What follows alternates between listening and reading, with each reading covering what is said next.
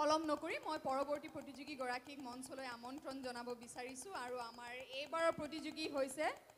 ৰাজশ্ৰী নাথ।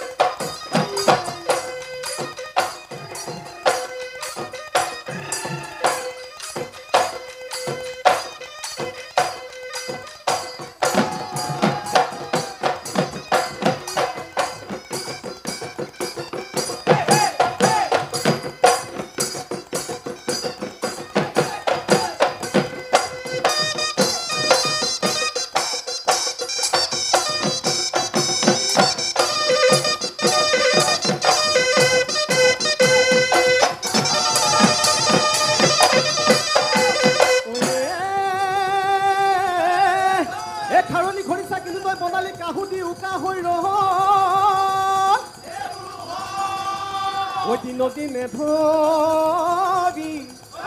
হেই দিনে ধৰি আছো মই বাটে চাই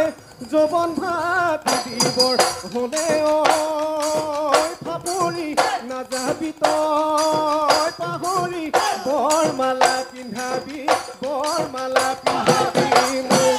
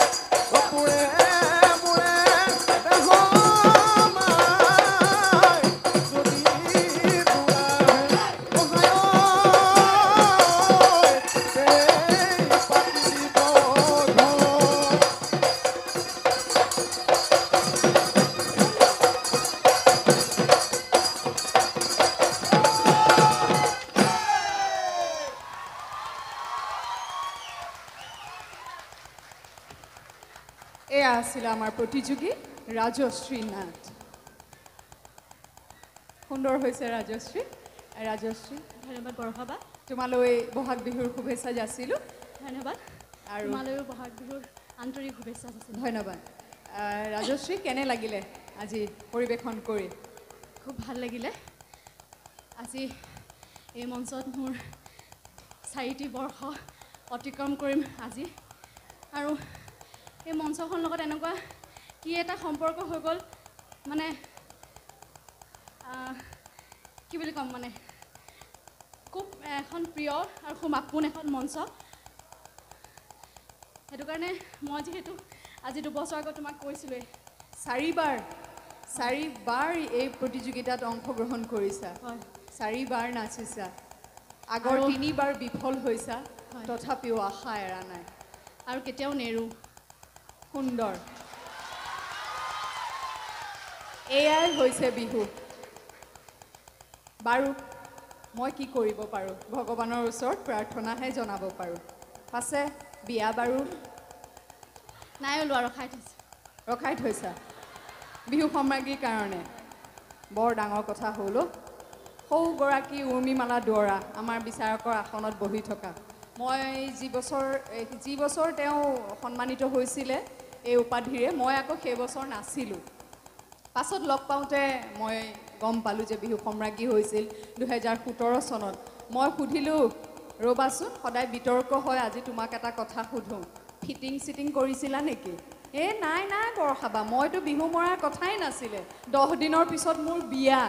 মই ভাবিলোঁ এপাক মাৰিয়ে দিওঁ নহ'লে দেখোন মোৰ এই বিহু নচাৰ যাত্ৰা অসম্পূৰ্ণ হৈ ৰ'ব সেই বুলি আহিলে সেনাই আগবঢ়াই দিলে সেনাইক লগ পাওঁতে সুধিলোঁ কি কেনে অনুভৱ আছিলে নহয় ৰেলত ট্ৰেইনত উঠাবলৈ গ'লোঁ নে বাছতে উঠাবলৈ গ'লোঁ বুলি ক'লে তাতে দেখিলোঁ কোনোবা এজনে হেনো পানীৰ ভৰ লৈ আহি আছিলে যেই দেখিলোঁ একেবাৰে পানীৰ ভৰ লৈ আহি আছে তেতিয়াই ক'লোঁ যা তই এবাৰ পাবি বিহু সম্ৰাগী সৌৱা বিহু সম্ৰাগী লৈ গৈ বিয়া হ'ল সুখৰ সংসাৰ তাকেহে এতিয়া বিহু নাচনীৰ প্ৰেমত পৰিলে কিন্তু সাৱধান ইয়াতে যিমান যুৱক আছে নাচনীৰ প্ৰেমত পৰিলে সাৱধান বিহু সম্ৰাগী পোৱাৰ পিছতহে হ'ব বিয়া ঠিক আছে বাৰু ঠিক আছে বুলি কোনেও কোৱা নাই সাহস নাই বাৰু আমি এতিয়া প্ৰশ্ন শিতানলৈ যাওঁ দুটি প্ৰশ্নৰ উত্তৰ দিব লাগিব ৰাজশ্ৰী তুমি নিজেই তুলি লোৱা দুটি প্ৰশ্ন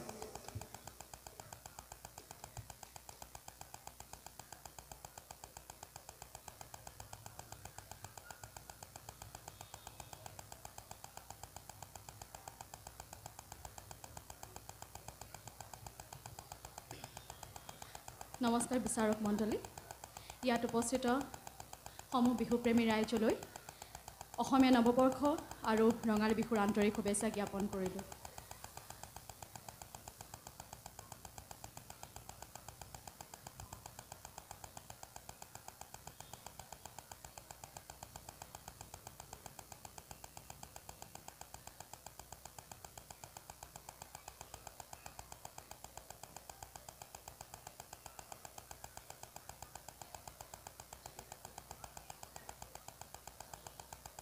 মোৰ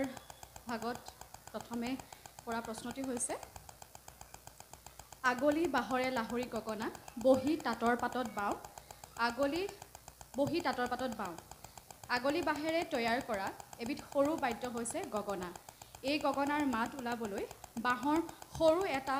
অংশ কাটি গগনাত সংযোগ কৰা হয় সেই অংশটোৰ নাম কি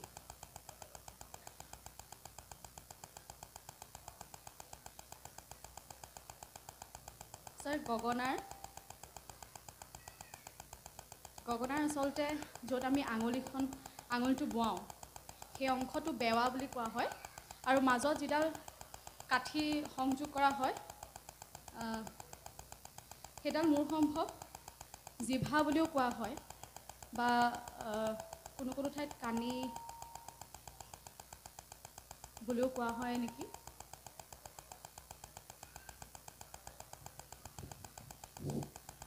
গগনাখন অকণমান উলিওৱাচোন গগনাখন ভাল ধৰণে নিৰীক্ষণ কৰা নাই চাগে জিলি বুলিও এটা অংশ আছে তাতে সৰু বাঁহৰ টুকুৰা দুটি অংশ সংযোগ কৰা হয় কোনডোখৰত থাকে বাৰু সেই সৰু এই দুটা অংশ নেকি তাৰ ভিতৰত ভৰাই দিয়া হয় হয় তেতিয়াহে গগনা মাত ওলায় হয় সেই অংশ টুকুৰা দুটা অংশৰ নামটো কি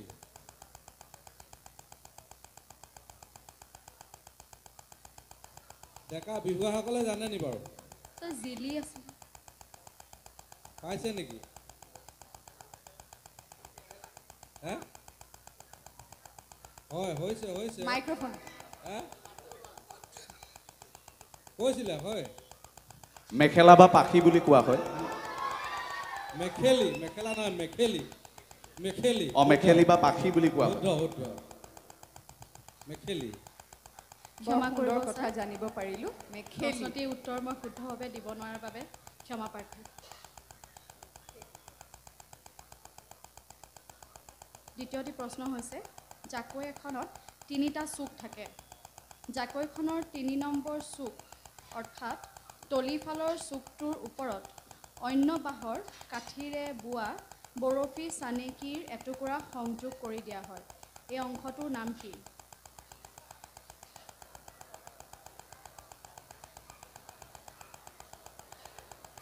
আমি জাকৈখনৰ তিনিটা চুক দেখাওঁ নহয় জানো হয় যেতিয়া জাকৈখন দাঙি দিয়া হয় তলফালে যিটো চুক থাকে ৩ নম্বৰ চুকটো তাত কাঠিৰে সংযোজিত বৰফি ডিজাইনটো চোকা জোঙা তেনেকুৱা কাঠিৰে বোৱা অন্য এখন সংযোগ কৰি দিয়া হয় বাঁহৰ কাঠিৰে বোৱা সেই অংশটোৰ নাম কি কয়